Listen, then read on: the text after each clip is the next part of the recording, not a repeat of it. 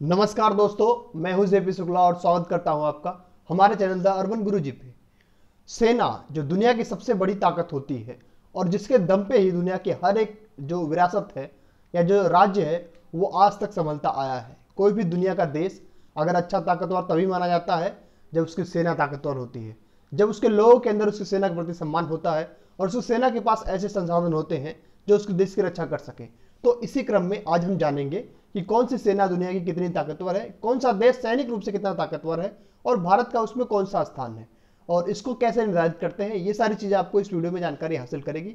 अगर आप यूपीएससी के एस्पिरेंट हैं या फिर आप किसी भी एग्जाम के एस्पिरेंट हैं तो आपको ग्लोबल फायर पावर इंडेक्स, इससे आप इंडेक्स सेक्शन में अच्छे मार्क्स स्कोर कर सकते हैं अगर आप इस वीडियो को देखते हैं।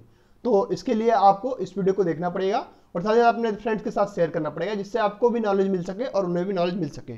तो हम लेक्चर को स्टार्ट करेंगे। हम जानेंगे कि ग्लोबल मिलिट्री रैंकिंग कैसे नापी जाती है, कौन नापता है और कैसे इसका डिटर्मिनेशन होता है। तो सबसे पहले अगर आप देखो तो इसको बोलते हैं ग्लोबल फायर पावर इंडेक्स और हर साल ये जारी होता है। तो बेसिकली हम जानेंगे कि होता क्या है। तो ग्लोबल फायर पावर इंडेक्स जो है वो बेसिकली स्टार्ट किया गया था एक जीएफपी जो ग्लोबल फायर पावर कॉर्पोरेशन है इसके द्वारा, और ये स्टार्टिंग इसका जो ईयर माना जाता है वो जो 2005 है। तो 2005 से एक संस्था है जो इंडिपेंडेंट रूप से बहुत सारे पैरामीटर्स को ध्यान में रखते हुए कि कोई देश का एक्सपेंडिचर कितना है डिफेंस पे, कोई देश के पास कितने एयरक्राफ्ट है, कोई देश की कॉम्बैट स्किल कितनी अच्छी है या फिर एयरक्राफ्ट कैरियर कितने हैं, वारफेयर में कौन कौन सी चीज़ें इस्तेमाल करती है, मिलिट्री कितनी अपडेटेड रहती है, साथ ही साथ वो कौन कौन से इंस्ट्रूमेंट ऐसे हैं जो यूज करता है रेडार सिस्टम के लिए या फिर बहुत सारी चीज़ों को ध्यान में रखते हुए।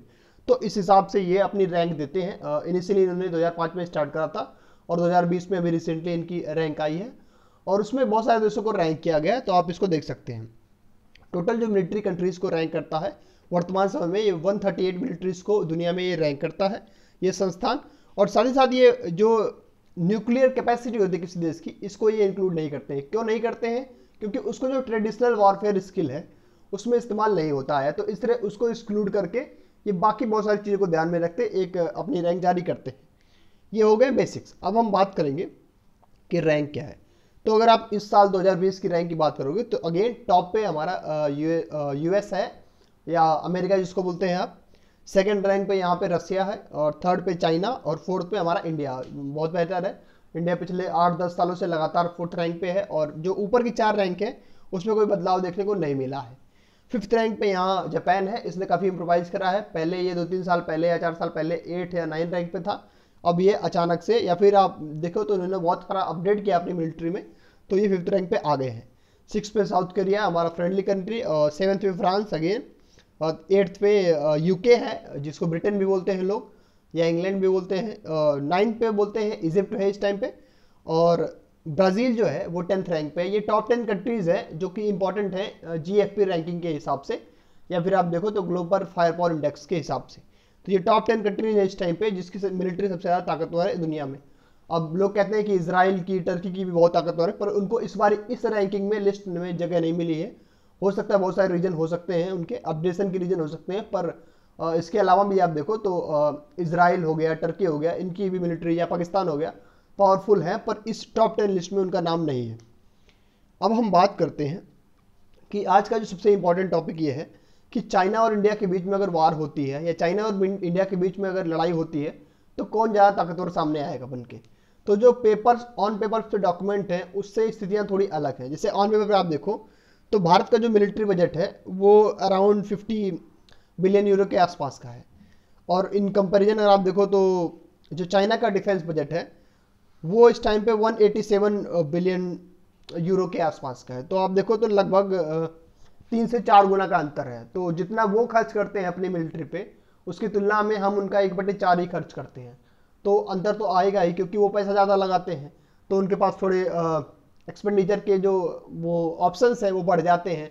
वो ज़्यादा चीज़ें खरीद सकते हैं, ज़्यादा पैसे दे सकते हैं किसी काम के लिए या एयरक्राफ्ट ज़्यादा खरीद सकते हैं। तो इस हिसाब से आप देखो तो उनके पास टोटल एयरक्राफ्ट इस टाइम पे 3210 है या 3210 एयरक्राफ्ट आपके पास है चाइना के पास, और भारत के पास देखो तो 2123 एयरक्राफ्ट इस टाइम मौजूद है। कॉम्बैट एयरक्राफ्ट उनके पास 1232 है और भारत के पास 538 है।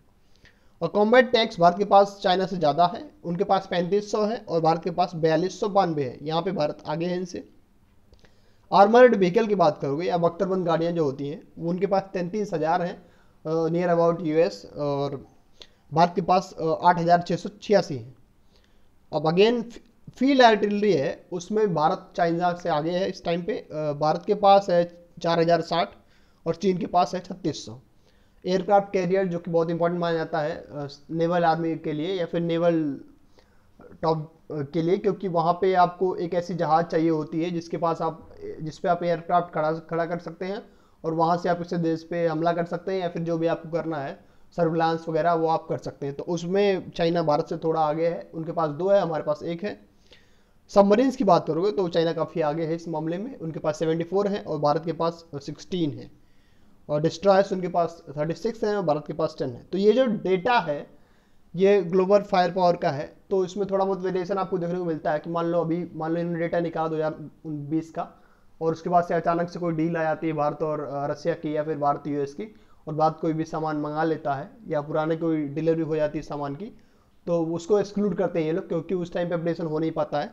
तो बेसिकली इतना माना जाता है। तो जो ऑन पेपर आपको दिख रहा है कि चाइना का जो बजट है वो भी ज़्यादा है, एक्चुअली में वो होता नहीं, क्योंकि अभी देखो आप लद्दाख में जो फेस ऑफ हुआ तो भारत के बहादुर सैनिक थे, उनकी बस एक पेट्रोलिंग पार्टी थी और उन्होंने जो कॉम्बैट स्किल दिखाई अनआर्म्ड, मतलब कि बिना फायर पावर के, बिना बंदूकों के जो लड़ाई आपको देखने को मिली, उसमें भारत के सैनिक थोड़ा भारी पड़े, क्योंकि उनकी जो स्किल है कॉम्बैट स्किल वो बेहतर है चाइनीज सैनिकों से, या फिर उनकी जो लड़ने की ताकत है या लड़ने का जो जज्बा है वो चीन के सैनिकों से बेहतर है, क्योंकि वो ठंडे प्रदेशों के हैं और हमारे यहाँ पहले से ही कुश्ती वगैरह गाँव में सिखाया जाता है। और ज़्यादातर जो सैनिक है वो ऐसे घरों से आते हैं जहाँ का भोजन बहुत सुदृढ़ और सुपाच्य होता है और उनको बचपन से ही ट्रेनिंग मिलती है कि आप मजबूती से कैसे लड़ सकते हैं पर्सन टू पर्सन, मतलब कि आप एक दूसरे से कैसे लड़ सकते हैं बिना हथियार के।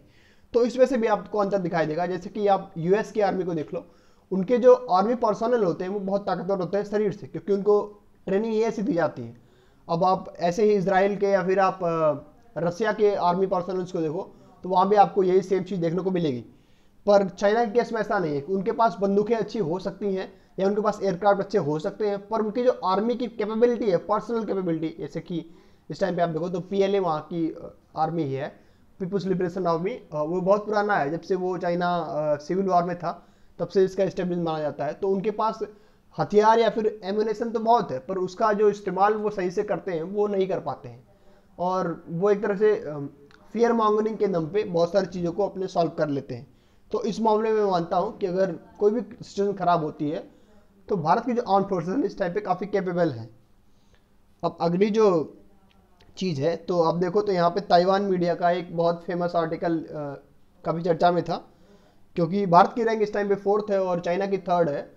थोड़ा बहुत वेरिएशन है रैंक में बहुत सारी चीज़ों को लेके, लेकिन जो भारत का जो ये प्रशंसा है ताइवान की मीडिया में, ये जाहिर करता है कि भारत की जो स्ट्रेटेजिक लोकेशन है वो ताइवान के लिए भी इंपॉर्टेंट है, क्योंकि ताइवान को चाइना एनेक्स करना चाहता है, उसको इंडिपेंडेंट कंट्री नहीं मानता है। तो उनका एक आर्टिकल छपा था, उसमें भारत के प्रभु श्री राम जी का एक चित्र था, वो धनुष लेके खड़े थे और चाइना का जो सिंबल है ड्रैगन उसको मार रहे थे। तो उन्होंने आर्टिकल में लिखा इंडिया श्री रामा से वी कनकर वी किल, मतलब कि हम जीतेंगे तुम्हें और हम मारेंगे। तो भारत के श्री राम का वर्णन उन्होंने किया, उनकी प्रेज करी और कहा कि भारत के जो सैनिक हैं उन्होंने चाइनीज सैनिकों को धूल चटा दी, जो कि काफ़ी हद तक सही भी है, क्योंकि भारत की कैजुअलिटीज, भारत में जो शहीद हुए हैं उनकी संख्या 20 है और चीन में जो भी सैनिकों की डेथ हुई है उनकी संख्या 40 से ऊपर मानी जा रही है।